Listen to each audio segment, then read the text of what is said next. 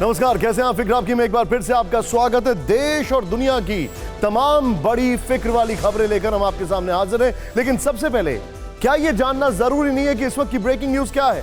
पहली breaking news, Karnataka में कांग्रेस के सीएम पर आज भी फैसला नहीं। महासचिव केसी वेणुगोपाल से मिलने पहुंचे सिद्धरामैया और डीके शिव कुमार ने खड़गे से भी की मुलाकात। दूसरी ब्रेकिंग न्यूज, G7 समिट के लिए जापान के दौरे पर जाएंगे प्रधानमंत्री मोदी। जापानी पीएम के न्योते पर हिरोशिमा जाएंगे पीएम। 19 और 21 मई के बीच होगा पीएम मोदी का जापान दौरा। तीसरी ब्रेकिंग न्यूज, नए संसद भवन का उद्घाटन 30 मई के आसपास संभव है। सूत्रों के हवाले से यह जानकारी आ रही है। पीएम मोदी करेंगे संसद की नई बिल्डिंग का उद्घाटन। 2 साल पहले शुरू हुआ था नए संसद भवन का निर्माण। चौथी ब्रेकिंग न्यूज, एसपी अध्यक्ष अखिलेश यादव का बड़ा दावा है। अखिलेश ने कहा कि यूपी निकाय चुनाव में वोटिंग के लिए फेक आधार कार्ड का इस्तेमाल, अधिकारियों पर बीजेपी के इशारे पर काम करने का भी लगाया आरोप। पांचवी बड़ी खबर, लालू के करीबियों पर दिल्ली एनसीआर में छापेमारी। पटना में हुई रेड के मामले में सीबीआई ने की छापेमारी। सीबीआई ने अहम दस्तावेज, इलेक्ट्रॉनिक गैजेट्स बरामद कर लिए हैं। छठी बड़ी खबर and breaking news, Delhi vigilance विभाग के सचिव वाईवी राजशेखर का दावा है 15 मई की रात दफ्तर में तलाशी लिए जाने का दावा किया है। राजशेखर पर भ्रष्टाचार और अवैध वसूली रैकेट चलाने का आरोप है। सातवीं ब्रेकिंग न्यूज, केंद्रीय मंत्री नितिन गडकरी को दी गई धमकी। अज्ञात शख्स ने फोन कर गडकरी को दी धमकी। दिल्ली पुलिस सभी कॉल रिकॉर्ड खंगालने में जुटी है। बड़ी खबर एक और आ रही है। मणिपुर में शांति समन्वय के लिए सिक्योरिटी फोर्सेस की बैठक। सेना, बीएसएफ, असम राइफल समेत अर्धसैनिक बलों के बड़े अधिकारी थे मौजूद। मणिपुर में 2 समुदायों के बीच हिंसा के बाद तनाव का माहौल बना हुआ है। और 9वीं ब्रेकिंग न्यूज, तमिलनाडु में जहरीली शराब से मौत का आंकड़ा जो है वो बढ़ गया है। 20 तक पहुंची जहरीली शराब से मरने वालों की तादाद। विल्लुपुरम और चेंगलपट्टू इलाके में सबसे ज्यादा मौत हुई है। लेकिन इस सब के बीच में अब जानना जरूरी है कि आज हमारे शो में क्या क्या बड़ी खबरें हैं जो कि आपको देखना बहुत जरूरी है। सबसे पहले हम आपको दिखाएंगे नासिक में ज्योतिर्लिंग त्र्यंबकेश्वर पर चादर चढ़ी या लोहबान, यह परंपरा है या कोई साजिश? दूसरी खबर में हम महाराष्ट्र के 2 शहरों को सुलगाने वाले नकाबपोशों को बेनकाब करेंगे। आपको दिखाएंगे हिंसा के कुछ एक्सक्लूसिव वीडियो। बात करेंगे तीसरी बड़ी खबर की जो कि आ रही है मध्य प्रदेश से। मध्य प्रदेश में धर्मांतरण पर टीवी9 के खुलासे से हुए असर की हम बात कर रहे हैं। धर्मांतरण के इस खेल की कड़ी अब कैसे जाकिर नाइक तक जुड़ने वाली है, यह देखना जरूरी है। चौथी खबर है कैसे अब अमेरिका में मोदी वर्सेस राहुल गांधी होने वाला है। क्या राहुल ने चुनाव में कामयाबी के लिए मोदी पथ पर चलने का फैसला कर लिया है? और 5वीं बड़ी खबर होगी पड़ोसी मुल्क पाकिस्तान की, जहां लगता है कि इमरान को अब फांसी फिक्स हो गई है। यह सोचने वाली बात है। लेकिन शुरुआत करते हैं इस वक्त की सबसे बड़ी खबर, पहली खबर से। और वो खबर है ये, त्र्यंबकेश्वर पर गदर परंपरा या साजिश। इस खबर को शुरुआत कर रहे हैं हम एक सवाल से। क्या समाज को जोड़ने की जगह तोड़ने की हरकतें अचानक बढ़ गई हैं? क्यों महाराष्ट्र के नासिक से अहमदनगर और अकोला तक लगातार 2 समुदायों को उकसाने वाली गतिविधियां हुई हैं? क्या इसके पीछे कुछ शरारती लोगों की सोच है? अब देखिए, हिंदुस्तान का एक मंदिर जो 12 ज्योतिर्लिंगों में शामिल है, जिसको लेकर मान्यता है कि इसमें ब्रह्मा, विष्णु और महेश तीनों ही विराजमान हैं। पिछले 72 घंटों से वही मंदिर सुर्खियों में है। इसकी वजह है खास समुदाय की भीड़ जो मंदिर के गेट तक पहुंच गई थी। महाराष्ट्र के नासिक में त्र्यंबकेश्वर मंदिर की इस घटना ने कैसे चौंका दिया, सिलसिलेवार ढंग से आपको जानना बहुत जरूरी है। ध्यान से देखिएगा पूरी डेटलाइन। 13 मई को महाराष्ट्र के त्र्यंबकेश्वर ज्योतिर्लिंग के पास से मुस्लिम समुदाय का जुलूस जा रहा था। सिर पर टोकरी और हाथ में चादर लेकर मुस्लिम समुदाय के लोग जा रहे थे। आरोप है कि जुलूस में कुछ मुस्लिम युवक मंदिर के अंदर घुसने की कोशिश करने लगे। ज्योतिर्लिंग के बाहर सुरक्षा में तैनात जवानों ने रोकने की कोशिश की, लेकिन वो नहीं रुके। आरोप है ज्योतिर्लिंग पर हरी चादर चढ़ाने के मकसद से मुस्लिम युवक अंदर गए। रात करीब 10 बजे त्र्यंबकेश्वर ज्योतिर्लिंग के गर्भगृह बंद होने के बाद घुसने की कोशिश की गई। हालांकि मंदिर प्रशासन और स्थानीय पुलिस इन्हें रोकने में कामयाब रही। त्र्यंबकेश्वर ज्योतिर्लिंग के पास आधी रात की इस घटना के बाद पूरे महाराष्ट्र में हड़कंप मचा हुआ है। इस मामले में कार्रवाई को लेकर मंदिर प्रशासन ने पुलिस और राज्य सरकार से कड़ी कार्रवाई की मांग की है। एडीजी रैंक के अफसर की अध्यक्षता में एसआईटी गठित कर पूरे मामले की जांच के आदेश दे दिए गए हैं।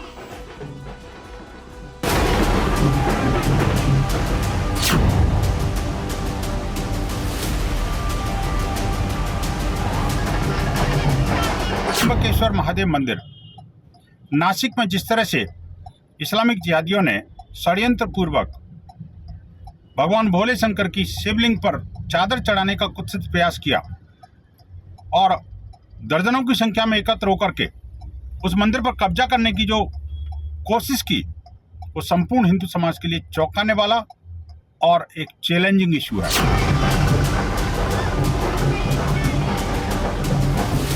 कहीं पर भी जातीय तनाव न निर्माण हो, इसलिए सभी समाज के लोगों ने आगे बढ़कर सहयोग करने की आवश्यकता है। कानून व्यवस्था बनाए, शांतता बनाए रखने की आवश्यकता है। इसमें अगर किसी ने अंदर जाने की कोशिश की या किसी के मतलब धार्मिक भावना का कोई इसमें भंग होने का या उसमें किसी का अगर ये हुआ होगा, छेद होने का कुछ ये होगा, तो उसमें कानूनी कार्रवाई की जाएगी।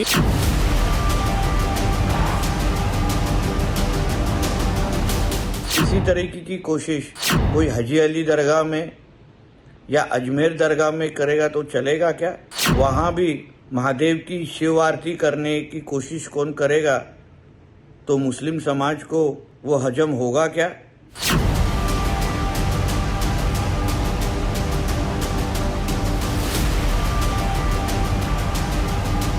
राज्य के सक्षम और शक्तिमान गृह मंत्री माननीय देवेंद्र फडणवीस जी का हम आभार जताते हैं, क्योंकि उन्होंने त्र्यंबकेश्वर मंदिर में हुई घटना के बारे में तुरंत एफआईआर दर्ज करने को और जो लोग दोषी हैं उन पर सख्त कार्रवाई के आदेश दिए हैं। इस घटना के बाद कुछ सवाल खड़े होते हैं। क्या त्र्यंबकेश्वर ज्योतिर्लिंग के खिलाफ बड़ी साजिश हो रही है? क्या जुलूस के बहाने घुसपैठ करके हिंदू भावनाओं पर अटैक हो रहा है? त्र्यंबकेश्वर ज्योतिर्लिंग के अंदर हरी चादर चढ़ाने की कोशिश करने वाले कौन थे? मुस्लिम युवकों को त्र्यंबकेश्वर ज्योतिर्लिंग के अंदर किसने भेजा था? क्या महाराष्ट्र में धर्म के नाम पर माहौल बिगाड़ने की साजिश हो रही है? अकोला, अहमदनगर और नासिक, क्या यह कोई बड़ी साजिश है? इन सवालों की गंभीरता को देखते हुए मामले की जांच के लिए जो एसआईटी बनी है, वो एसआईटी पिछली घटनाओं की भी जांच करेगी। हम ऐसा इसलिए कह रहे हैं क्योंकि साल 2022 का एक और वीडियो भी सोशल मीडिया पर वायरल है। आचार्य तुषार भोसले नाम के व्यक्ति ने उस समय का वीडियो पोस्ट करके दावा किया है कि 2022 में जब उद्धव ठाकरे मुख्यमंत्री थे, तब उनके कार्यकाल में भी ऐसी घटनाएं हुई थी, लेकिन उन्होंने कोई एक्शन नहीं लिया। जबकि इस वीडियो में ये लोग मंदिर के अंदर तक गए थे। सोचने वाली बात यह है कि क्या त्र्यंबकेश्वर में बरसों से चादर चढ़ाने की कोशिश होती रही है, यह कहानी कुछ और है और उसे पॉलिटिकल रंग दिया जा रहा है। हमने मंदिर में जाने वाले मतीन सैयद से बात की। उन्होंने इसे पुरखों के जमाने की परंपरा बताया। वो वैसे वो श्रद्धा के हिसाब से हम वो चीज़ करते हैं, बाकी इसमें हमारा कोई अलग उद्देश्य नहीं है। फिर हमारे जैसे चलता था कि हम जाके लोबान दिखा के, जैसा अभी हमारे पूर्वज करते थे, वो हिसाब से हम वो चीज़ करते, लोबान दिखा देते और आगे निकल जाते। बस वही फॉलो कर रहे हैं। जैसा कि मतीन सैयद ने जानकारी दी, उसके मुताबिक इस मामले में अब एक दरगाह से जुड़ी जानकारी भी सामने आ रही है। पता चला है कि यह दरगाह त्र्यंबकेश्वर मंदिर से कुछ ही दूरी पर स्थित है। हर साल यहां से एक जुलूस निकलता है। यहाँ के जायरीन मंदिर के सामने से गुजरते हैं और मंदिर के उत्तर दिशा में स्थित दरवाजे के बाहर लोबान और धूप जलाते हैं। मंदिर के ट्रस्टी ने हमें जानकारी दी कि यह बरसों पुरानी परंपरा है, लेकिन इस बार इन लोगों ने मंदिर के अंदर घुसने की कोशिश की थी। यह मामला बहुत संवेदनशील है, इसीलिए टीवी9 भारतवर्ष ने इस विवाद के हर पहलू को समझने की कोशिश की। टीवी9 भारतवर्ष संवाददाता राजीव सिंह नासिक गए, ठीक उस जगह पहुंचे जहां विवाद हुआ था। राजीव सिंह की ग्राउंड रिपोर्ट आप खुद देखें। महाराष्ट्र के नासिक जिले के त्र्यंबकेश्वर में 13 मई की रात को जो घटना हुई, उसके बाद में विवाद उठ खड़ा हुआ है। दरअसल त्र्यंबकेश्वर मंदिर का जो उत्तर का गेट है, वहां से जो बगल की दरगाह से एक जुलूस निकाला गया था, उस जुलूस में शामिल लोग जो हैं इस उत्तर गेट से अंदर जाने की कोशिश कर रहे थे, ऐसा आरोप लगाया गया। और उसके बाद में यहाँ पर जो सिक्योरिटी फोर्स के जवान आपको दिखाई दे रहे हैं, ये एमएसएफ के जवान हैं, महाराष्ट्र सिक्योरिटी फोर्सेस के जवान। इन्होंने उन लोगों को रोका और उन्हें ये कहा कि आपको अंदर जाने की इजाज़त नहीं, क्योंकि वो अलग धर्म विशेष से ताल्लुक़ रखते थे। और इसी वजह से इस बात को लेकर विवाद उठ खड़ा हुआ कि आखिर मंदिर के अंदर जो है जबरन प्रवेश करने की कोशिश क्यों की जा रही थी।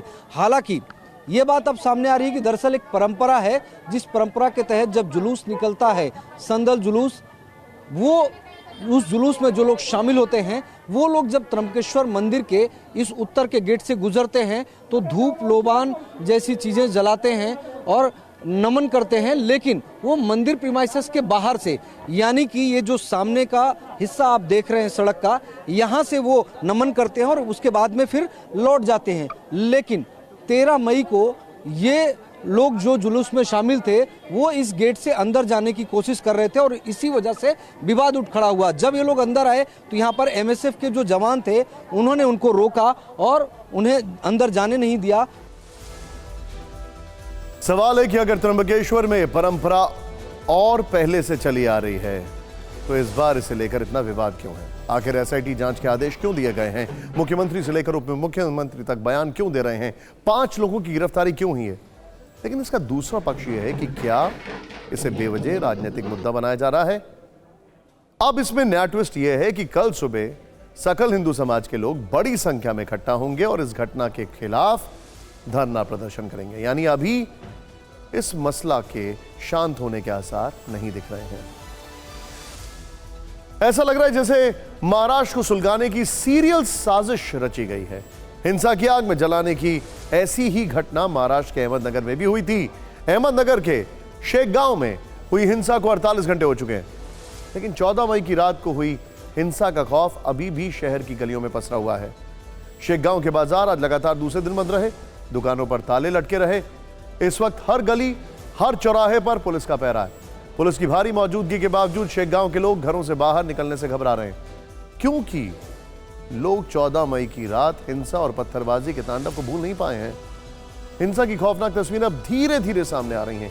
TV9 भारतवर्ष संवाददाता राजीव सिंह को हिंसा के कई वीडियो मिले हैं जो उस रात की पूरी कहानी बता रहे हैं। तस्वीरों में दिख रहा है कि दंगाई कैसे गलियों, बाजारों और मोहल्लों में घूम घूम कर हिंसा कर रहे थे। उस रात की सच्चाई आपको कुछ तस्वीरों के जरिए दिखाते हैं।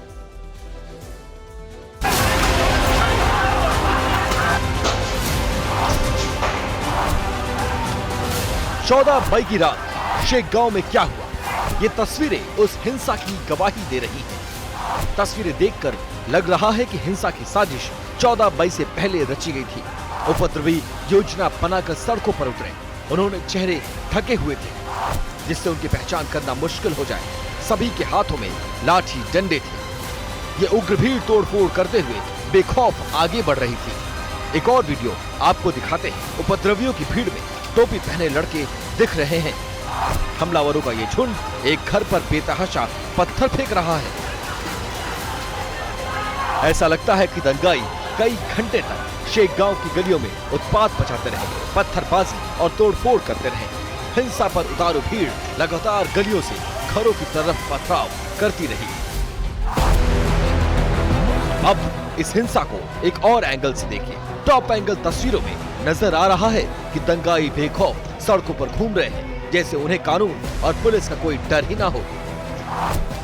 अहमदनगर हिंसा के एक वीडियो में उपद्रवियों की पूरी करतूत साफ तौर से नजर आ रही है। दंगाइयों ने दुकान पर हमला किया। उपद्रवियों ने दुकान में तोड़फोड़ से पहले वहां लगे सीसीटीवी तोड़ दिए। ये रात करीब 9:30 बजे के करीब सीसीटीवी की तस्वीरें हैं। हिंसा रात करीब 9:30 बजे के आसपास हुई। सीसीटीवी में रिकॉर्ड एक और तस्वीर TV9 भारतवर्ष को मिली है। इस तस्वीर में दिख रहा है कि नकाब पहने 2 उपद्रवियों ने भगवा झंडे को फाड़कर नीचे फेंक दिया। कल रात फिक्र आपकी में हमने आपको बताया था कि अहमदनगर हिंसा के पीछे कोई बड़ी साजिश है। आज जब TV9 भारतवर्ष के संवाददाता शहर की सड़कों और मोहल्लों में गए तो वहां मौजूद लोगों ने जो बातें बताई वो हैरान करने वाली हैं। ध्यान से देखिए ये रिपोर्ट।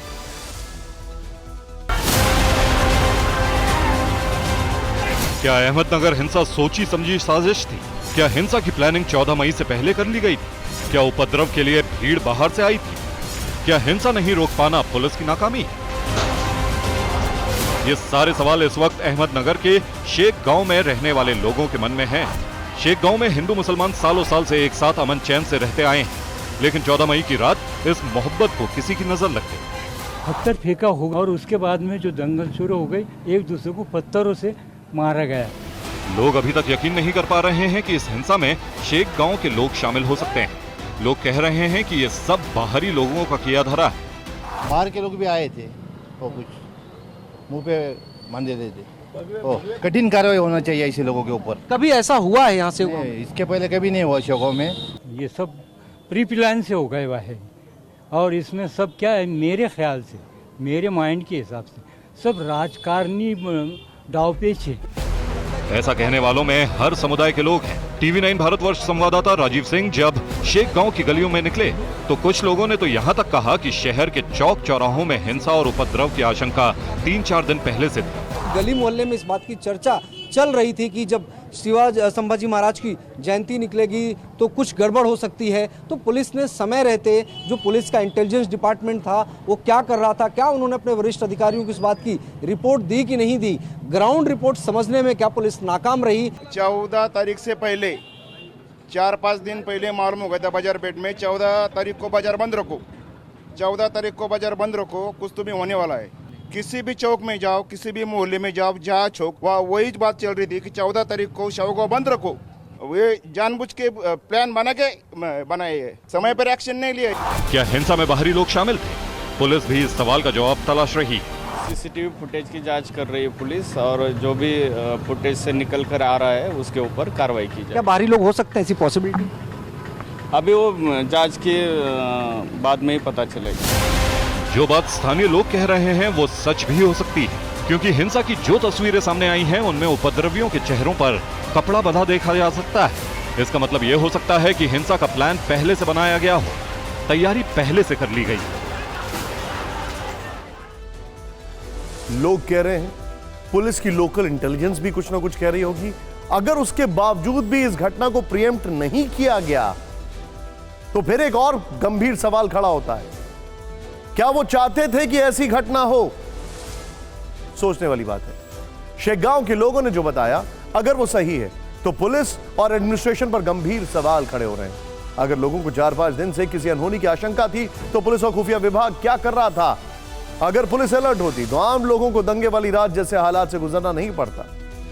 उस दिन जो हुआ वो लोगों में खौफ भर गया। अहमदनगर के शेख गांव से टीवी 9 भारतवर्ष संवाददाता राजीव सिंह की एक्सक्लूसिव रिपोर्ट। शेख गांव की गलियों में आज दूसरे दिन भी सन्नाटा पसरा रहा। टीवी 9 भारतवर्ष की टीम को शेख गांव के लोगों ने जो आंखों देखी बताई वो सिरहन पैदा करने वाली है। शेखगांव में रविवार रात को जो हिंसा हुई उसमें दंगाइयों ने लोगों के घरों को भी निशाना बनाने की कोशिश की। लोगों के घरों पर पत्थर फेंके गए, खिड़कियों के कांच टूट गए। मॉब का तो कोई रहता नहीं है। मॉब में कितने लोग थे, समाज कंटक बोल सकते हैं उनको आप, ऐसा नाम तो किसका नहीं ले सकते। तो क्या कोई नारा लगा रहे थे और पत्थरबाजी कर रहे थे, क्या हुआ था? नारे यहाँ तो नहीं लगाए, 15-20 लोग आए, उनके हाथ में रॉड, तलवार, कोयता, गुप्ती ऐसी चीजें थी। 15-20 लोग थे और वो जो दिखे गाड़ी तोड़ पत्थरबाजी कर रहे थे। जिस वक्त उपद्रवियों की भीड़ पत्थर बरसा रही, शांतिलाल का परिवार घर पर ही था। नारे लगाती भीड़ ने उनके घर को चारों तरफ से घेर लिया था। मैं घर पर ही था और लगभग रात में 35-40 लोग मुंह बांधकर हाथ में तलवार, भाले, काठिया और पत्थर ये हाथ में लेकर इधर आए तो हमने सोचा ये तो पहली बार हमने देखा ऐसा। बहुत डर गए, हमारे बच्चे वगैरह सब हमने छिपा दिए वो अंदर।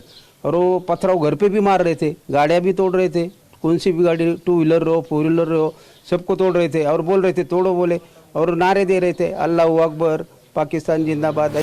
शांतिलाल का परिवार पिछले 35 साल से शेख गांव में रह रहा है। उन्होंने इस तरह की हिंसा पहली बार देखी। टीवी 9 भारतवर्ष संवाददाता राजीव सिंह जब इलाके की मरकज मस्जिद गए तो वहां भी लोगों ने यही कहा। 14 मई की रात पत्थरबाजी में मरकज मस्जिद को भी काफी नुकसान पहुंचा है। आप देखिए यहाँ पर बड़े बड़े पत्थर आपको दिखाई देंगे जो कि अभी भी यहाँ पर मस्जिद के अंदर मौजूद हैं और कांच के बड़े बड़े टुकड़े जो हैं यहाँ पहली मंजिल पर बिखरे हुए हैं। तस्वीरें आप देख सकते हैं, ये सामने मेन रोड से सटा हुआ जो पहली मंजिल का विंडो था मस्जिद का, वो पूरी तरह से टूट गया है। जो घटना हुई है शोगांव तालुके में, ये शोगांव के इतिहास में कालिमा फांसने वाली हुई है। शोगांव में इसके पहले ऐसी घटना कभी नहीं हुई। यहाँ सब लोग भाईचारे से रहते हैं और भाईचारे से रह रहे थे, लेकिन कुछ बाहर के जो समाज कंटक थे वो इस जगह पे आकर उन्होंने इस गांव में अशांति फैलाने का काम किया। शेख गांव में हिंसा की शुरुआत छत्रपति शिवाजी चौक से हुई। 14 मई की शाम संभाजी महाराज की जयंती पर जुलूस निकाला जा रहा था। इस दौरान शिवाजी चौक पर दो गुट आपस में भिड़ गए। यहाँ पर बड़ी संख्या में पुलिस कर्मचारी शिवाजी चौक पर मौजूद है। सामने देखिए ये छत्रपति शिवाजी महाराज चौक है। इसी चौक पर जो है दोनों गुट आमने सामने आ गए थे और उसके बाद में यहाँ पर पुलिस ने बल प्रयोग किया था, लाठीचार्ज किया था। TV9 भारतवर्ष की ग्राउंड रिपोर्ट से एक बात तो क्लियर है कि अगर पुलिस मुस्तैद होती तो हिंसा की साजिश को नाकाम किया जा सकता था। ऐसा लग रहा है कि पुलिस ने लापरवाही बरती। अब हिंसा की दर्जनों वीडियो और सीसीटीवी फुटेज सामने आने के बाद उम्मीद करनी चाहिए कि पुलिस हिंसा की साजिश रचने वालों और उपद्रवियों को जल्द से जल्द पकड़ेगी और गुनहगारों को उनके किए की सजा मिलेगी। और क्या पुलिस के ऊपर भी कोई कार्रवाई होगी? सोचने वाली बात। नफरत के कारोबार के बाद अब फिक्र करते हैं आतंक के सौदागरों की। कल इसी समय इसी शो में हमने आपको दिखाया था कि कैसे मध्य प्रदेश में फिल्म द केरल स्टोरी जैसी साजिश चल रही थी। HUT यानी हिज़्ब उत तहरीर नाम का संगठन भोपाल के युवाओं का ब्रेन वॉश कर उन्हें हिंदू से मुसलमान बना रहा था और आतंक की राह पर धकेल रहा था। हमने खुलासा किया था कि धर्मांतरण की साजिश के तार जाकिर नाइक से जुड़े हैं। हमने भोपाल के एक ऐसे युवक सौरभ राजवैद की कहानी भी आपको दिखाई थी जिसका धर्मांतरण कर उसे सलीम बना दिया गया था और वो भारत में इस संगठन का सरगना बन गया। सौरभ को सलीम बनाने में जाकिर नाइक की भूमिका से पर्दा उठा था। अब धर्मांतरण पर TV9 भारतवर्ष के खुलासे के बाद बड़ा असर हुआ है। जाकिर नाइक का नाम सामने आने के बाद अब मध्य प्रदेश ATS इस एंगल से भी मामले की जांच करेगी। ATS ने जिन 16 लोगों को HUT से संबंध होने के चलते गिरफ्तार किया है, उनमें से 5 युवकों को हिंदू से मुसलमान बनाया गया था।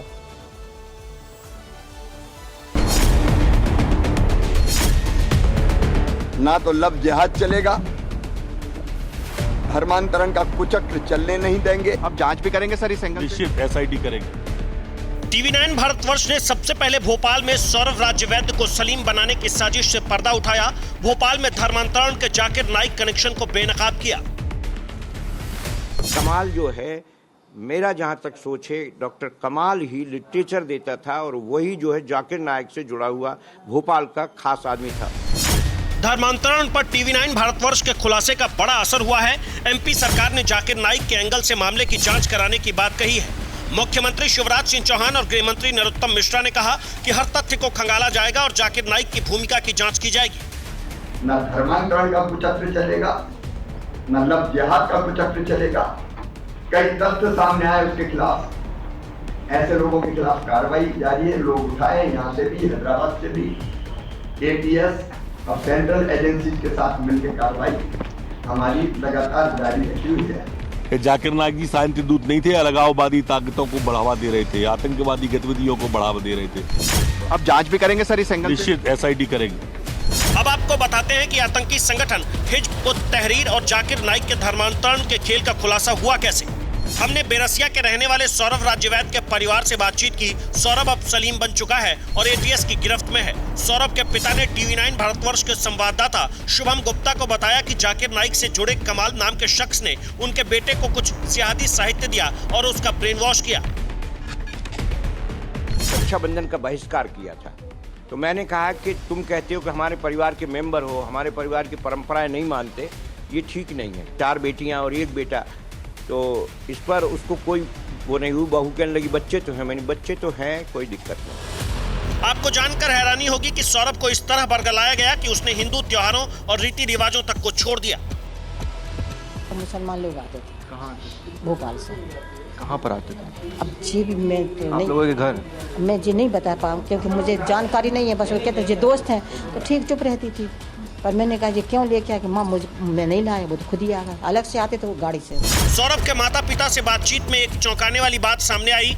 जिन लोगों ने सौरभ का धर्मांतरण करवाया वो साये की तरह उसके पीछे रहते थे। अब उम्मीद है कि जैसे जैसे एटीएस की जांच आगे बढ़ेगी तब धर्मांतरण के इस पूरे नेटवर्क का कच्चा चिट्ठा सामने आ सकेगा। बड़ी शानदार तरीके से हमारे जो सहयोगी हैं उन्होंने इस खबर को कवर किया है। शुभम गुप्ता लगातार इस स्टोरी को फॉलो कर रहे हैं। सौरभ के सलीम बनने की कहानी की पड़ताल में वो भोपाल के टीआईटी कॉलेज पहुंचे। इसी कॉलेज में सौरभ की मुलाकात डॉक्टर कमाल नाम के शख्स से हुई थी और उसी ने बाद में सौरभ को सलीम बनने के लिए राजी किया। च्यूटी मामले में टीवी9 भारतवर्ष लगातार एक के बाद एक बड़े खुलासे कर रहा है और इसी कड़ी में एक और खुलासा यह भी है कि सौरभ वैद या सौरभ जैन जो बाद में मोहम्मद सलीम बन गया, वो इसी कॉलेज में जो तस्वीरें आप देख रहे हैं, टीआईटी ये कॉलेज है, technocrats IT groups of institution Bhopal, यहीं पर वो प्रोफेसर था। उसकी पत्नी भी यहीं पर पढ़ाती थी और यहीं से उसका संपर्क डॉक्टर कमाल से हुआ था। कॉलेज ने भी उस समय इन दोनों को ही निकाल दिया था। इसके बाद वो हैदराबाद पहुंच गया और फिलहाल डेक्कन कॉलेज में वो प्रोफेसर था जहां से उसे गिरफ्तार भी किया गया। कैमरा पर्सन लोचन के साथ शुभम गुप्ता, टीवी9 भारतवर्ष, भोपाल। सौरभ के सलीम बनने के बाद युवाओं को हिज्ब उत तहरीर में भर्ती कर रहा था और एक बड़ी साजिश को अंजाम देने की तैयारी कर रहा था। एचयूटी के पकड़े गए आतंकियों से पूछताछ में जो खुलासा हुआ है उसके मुताबिक हिज्ब उत तहरीर पर बड़ा खुलासा जो है उसको जरा ध्यान से देखें आप। सिमी पर कार्रवाई से भड़का था, एक जम्मू कश्मीर से धारा 370 हटाने के खिलाफ गुस्सा था, राम मंदिर निर्माण के फैसले को लेकर नाराजगी थी, हबीबगंज का नाम कमलापति स्टेशन रखने से नाराज था, देश के बड़े शहरों में हमला करने की साजिश थी, आतंकी शहरों की ड्रोन से निगरानी कर रहे थे, मोबाइल से हथियार बनाने के वीडियो इस पूरे मामले में मिले हुए हैं, यह भी सूत्र कह रहे हैं। ये कोई पहला मामला नहीं है जब भारत में धर्मांतरण या आतंकी साजिश में जाकिर नाइक का कनेक्शन सामने आया। सबसे पहले 2016 के बांग्लादेश कैफे अटैक पर भी जाकिर नाइक की भूमिका सामने आई थी। इस हमले में 22 लोगों की जान गई थी। इसके बाद इसी साल भारत में इसके खिलाफ काउंटर टेररिज्म एजेंसी ने केस दर्ज किया, लेकिन यह भारत से फरार हो गया। ऐसे में अब सरकार को जाकिर नाइक के खिलाफ शिकंजा कसने की जरूरत है ताकि धर्मांतरण की फैक्ट्री पर ताला लग सके। लेकिन अब फिक्र आपकी में कर्नाटक कांग्रेस में सीएम की कुर्सी के फंसे पेच की बात करते हैं। 72 घंटे हो चुके हैं। अब ये खींचतान बेंगलुरु से शिफ्ट होकर दिल्ली पहुंच गई है और दिन भर के विचार मंथन के बावजूद कोई फैसला नहीं हो पाया है कि मुख्यमंत्री कौन होगा। यह सवाल कांग्रेस के लिए गले की फांस बन चुका है। टीवी9 भारतवर्ष संवाददाता कुमार विक्रांत को मिली जानकारी के मुताबिक डीके शिव कुमार मीडिया में वफादारी की बातें तो कर रहे हैं, लेकिन अंदर की बैठकों में सीएम की कुर्सी को लेकर अड़े हुए हैं।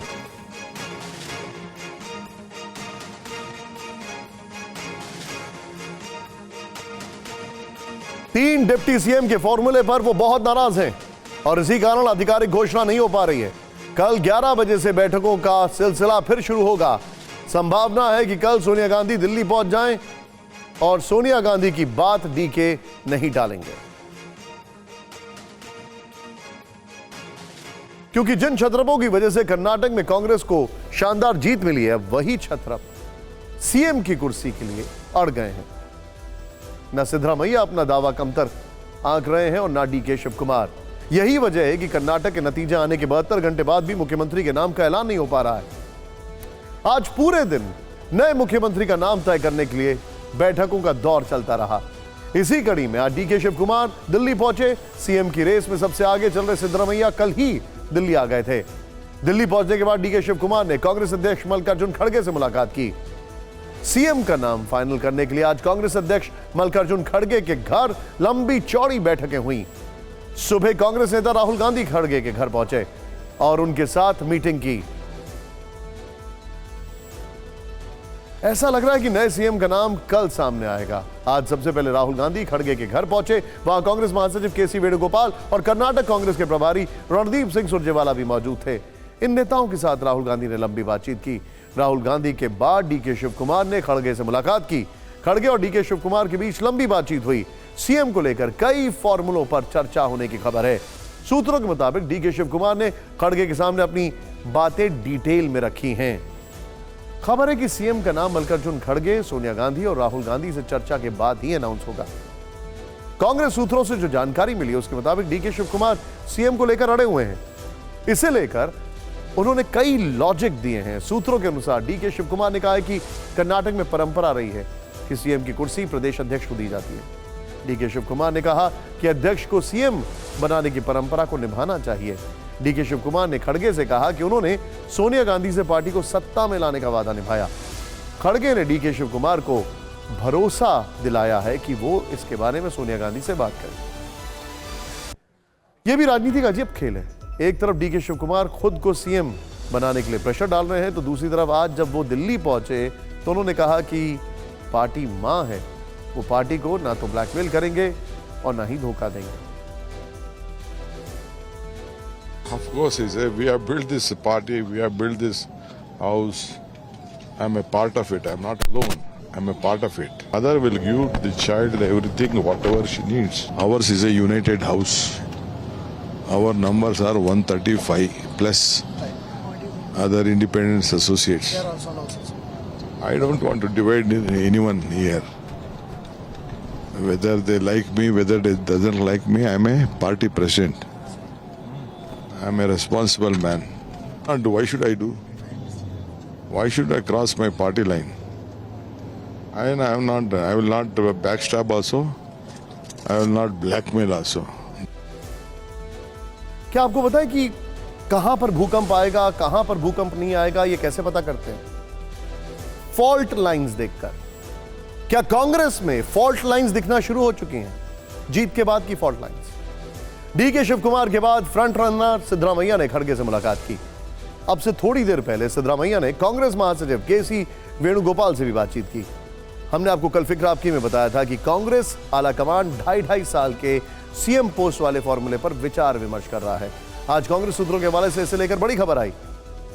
सीएम को लेकर आगे चल रहे सिद्धरामैया ने खड़गे से कहा कि अगर पार्टी 2.5 साल के लिए सीएम पोस्ट पर अमल करती है तो उन्हें पहले 2.5 साल के लिए मुख्यमंत्री बनाया जाए।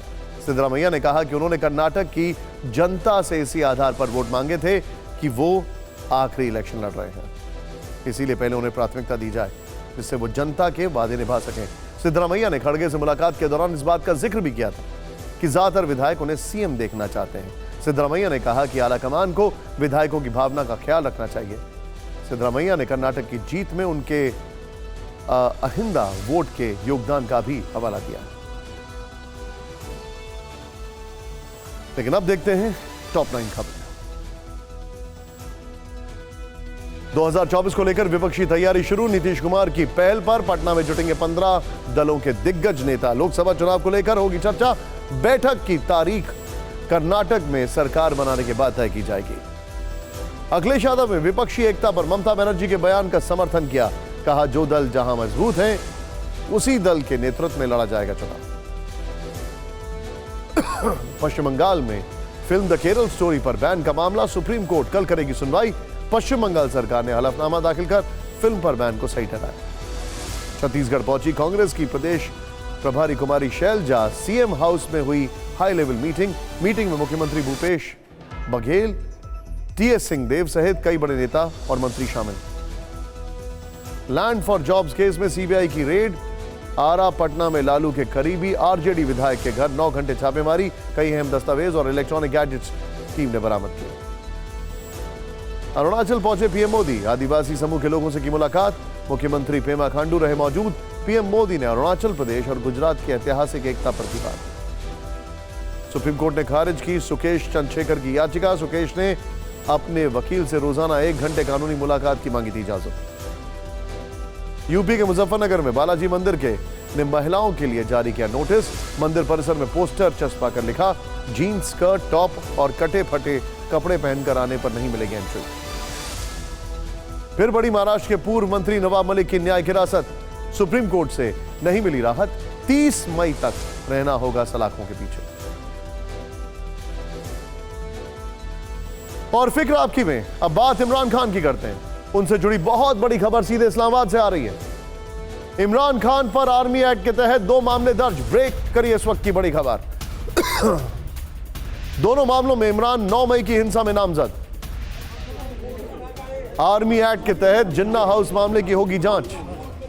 गुलबर्ग अस्करी टावर मामले में आर्मी एक्ट के तहत होगी जांच।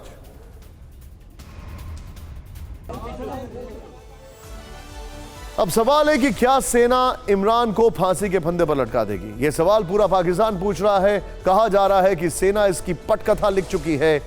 शाहबाज सरकार सेना के कहे पर चल रही है। इसका पहला पन्ना राष्ट्रीय सुरक्षा समिति की बैठक में खुल चुका है। पाकिस्तान में आज NSC की लंबी मीटिंग हुई। इस बैठक में सेना और सरकार के आला लोग शामिल हुए। पीएम शहबाज शरीफ ने मीटिंग की अध्यक्षता की। उन्होंने कहा कि पाकिस्तान में हुई हिंसा जितना खराब मंजर पहला नहीं देखा। इस घटना से सिर शर्म से झुक गया है। जो हुआ दुश्मन ने भी नहीं सोचा होगा। जिन्ना का घर जलाने वालों ने गुनाह किए हैं, वो बख्शे नहीं जाएंगे। हिंसा करने वालों और योजना बनाने वाले दोनों को कानून के दायरे में सजा मिलेगी। इमरान के समर्थकों पर एक्शन होगा। आर्मी एक्ट के तहत केस दर्ज होंगे। यानी अब मान सकते हैं कि इस बैठक में इमरान की किस्मत का फैसला हो चुके है। आर्मी एक्ट के तहत इमरान को फांसी की सजा भी हो सकती है और ऐसा हुआ तो पाकिस्तान 44 साल पुराना इतिहास दोहराएगा।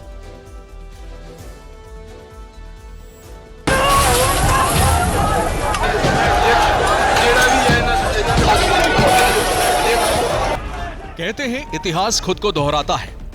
पाकिस्तान में 44 साल पुराना क्रूर इतिहास यहां की आवाम को याद आ रहा है।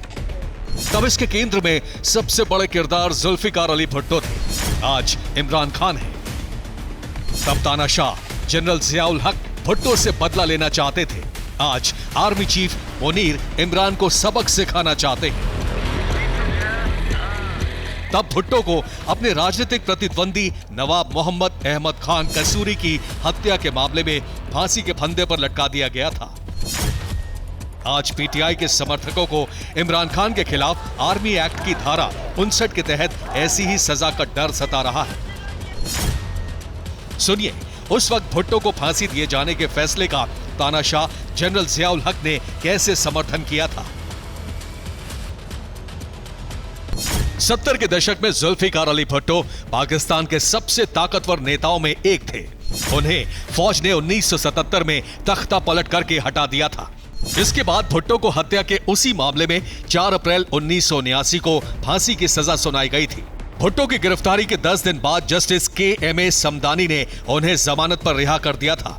बदले में जस्टिस समदानी को उनके पद से तुरंत हटा दिया गया और इसके 3 दिन बाद भुट्टो को दोबारा उसी मामले में मार्शल लॉ के तहत गिरफ्तार कर लिया गया। आज के हालात में उस घटना की तुलना करके देखें तो इमरान को जमानत देने वाले पाकिस्तान सुप्रीम कोर्ट के चीफ जस्टिस बांदियाल आज सरकार और सेना दोनों के निशाने पर हैं। उन्हें पद से हटाने के लिए असेंबली में प्रस्ताव भी पारित किया जा चुका है। एक्शन कभी भी लिया जा सकता है और सेना इमरान को क्रूर सजा दे सकती है, जैसे 44 साल पहले जुल्फिकार अली भुट्टो को दी थी। पाकिस्तानी मीडिया के मुताबिक इमरान पर आर्मी एक्ट की धारा 59 और 60 के तहत कार्रवाई हो सकती है। उनके खिलाफ पाकिस्तान की मिलिट्री सिमरी कोर्ट में सुनवाई होने के चांसेस हैं। धारा 59 के तहत दोषी पाए जाने पर फांसी दिए जाने का प्रावधान है, जबकि आर्मी एक्ट के तहत उम्र कैद तक की सजा हो सकती है। इन धाराओं का इस्तेमाल असैन्य अपराधों के लिए किया जाता है। वैसे इमरान और जुल्फिकार अली भुट्टो जैसे नेता नहीं है जिन्हें सेना के खिलाफ जाने की सजा मिली या मिलेगी। पाकिस्तान में सेना के बुने जाल में ऐसे गिरफ्तार नेताओं की बहुत लंबी फहरिस्त है। हुसैन शाहिद सुहारवर्दी पाकिस्तान के 5वें PM थे। उन्होंने जनरल अयूब खान की तानाशाही सरकार का विरोध किया था। इसके बाद उन पर पॉलिटिकल बैन लगाया गया। 1960 में इलेक्टिव बॉडीज डिस्क्वालिफिकेशन ऑर्डर का उल्लंघन का आरोप लगाया गया। बिना मुकदमे के गिरफ्तार किया गया और कराची सेंट्रल जेल में एकांतवास में डाल दिया गया। 1970 के दशक में जुल्फिकार अली भुट्टो पाकिस्तान के बड़े नेता थे। उन पर 1974 में हुई एक हत्या की साजिश के आरोप लगे। 1977 में गिरफ्तारी हुई और फिर 1979 में फांसी दे दी गई। वो जनरल जियाउल हक की तानाशाही के खिलाफ थे। बेनजीर भुट्टो साल 1985 में अपने भाई के सुपुर्दे खाक में शामिल होने के लिए पाकिस्तान लौटी थी, लेकिन तब उन्हें 90 दिनों के लिए नजरबंद किया गया था। जनरल जियाउल हक ने उन्हें गिरफ्तार कराया था। नवाज शरीफ का करगिल युद्ध के बाद तख्ता पलट हुआ। तानाशाह जनरल मुशर्रफ से उनकी ठनी। साल 2000 में इस्लामाबाद लौटते ही उन्हें अरेस्ट किया गया और 10 साल के लिए निर्वासित किया गया। सितंबर 2007 में वो पाकिस्तान लौटे तो फिर से निर्वासन के 3 साल पूरा करने के लिए उन्हें जिद्दा भेज दिया गया। नवाज के बाद बेनजीर भुट्टो फिर से सेना के निशाने पर आई। साल 2007 में मुशर्रफ की तानाशाही भारी पड़ी। उन्होंने सैन्य हुकूमत के खिलाफ मार्च निकाला। पंजाब में 1 हफ्ते के लिए नजरबंद हुई। 27 दिसंबर 2007 को उनकी हत्या कर दी गई और इसके आरोप आज तक सेना पर ही लगते हैं। शाहिद खकान अब्बासी पाकिस्तान के पूर्व प्रधानमंत्री को साल 2019 में नैब ने गिरफ्तार किया। उन पर 2013 में एक भ्रष्टाचार का केस था। फरवरी 2020 में जमानत मिली। शहबाज शरीफ को 28 सितंबर 2020 को गिरफ्तार किया गया। उनके खिलाफ मनी लॉन्ड्रिंग केस में एक्शन हुआ। 7 महीने बाद कोट लखपत जेल से रिहा हुए। इमरान ऐसे एक्शन से बेपरवाह दिख रहे हैं। आज उन्होंने फिर से आर्मी चीफ के खिलाफ हमला बोला, बिना नाम लिए चंगेज खां तक कहा और जनता से फौज और सरकार के खिलाफ उठ खड़े होने की अपील की है। एक तरह से बागी होने के लिए उकसाया। वही इमरान ने सेना को ललकारते हुए 18 मई से चुनाव अभियान की शुरुआत करने का ऐलान भी कर दिया है, जो लाहौर के पास मुरीदके से शुरू होगा। यानी पाकिस्तान की पिक्चर का ये इंटरवल भी नहीं कह सकते हैं और क्लाइमैक्स में तो बहुत कुछ होना बाकी है।